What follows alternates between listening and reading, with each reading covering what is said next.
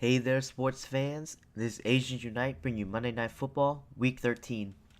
Last week, I predicted the 49ers would beat the Redskins 28-17. They actually won 27-6. I think I'm continuously giving RG3 too much hype. Every game, you hope he's going to return to his old self, but it never happens.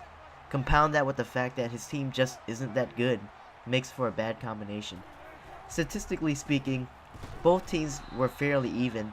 I thought what separated the 49ers was the fact that they made bigger plays, yardage-wise, in their pass rush.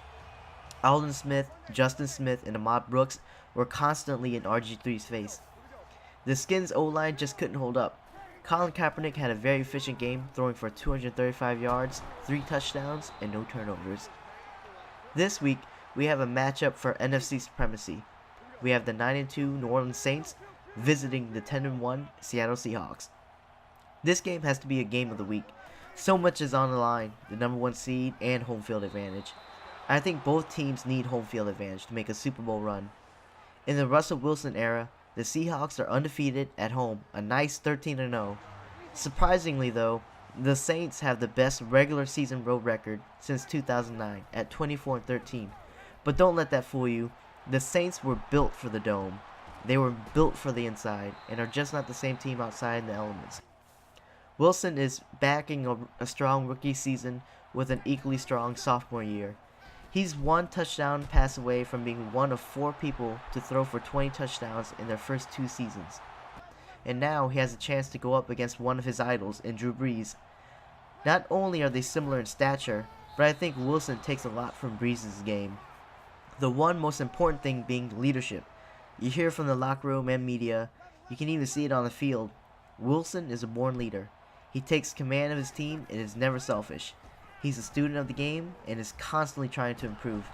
Both teams are backed by strong defenses, with both ranking in the top 5 in multiple categories, such as points per game and yards per game. Unfortunately, both are hurting on that side of the ball. The Saints lost starting corner Jabari Greer to an ACL tear, and the Seahawks will be without corners Walter Thurman and Brandon Browner. It's not as concerning for the Seahawks because they have pretty good depth at defensive back. Drew Brees is reunited with Sean Payton, and he's putting up his usually gaudy numbers. However, I think in this game, they will need to rely a lot on Mark Ingram and Pierre Thomas.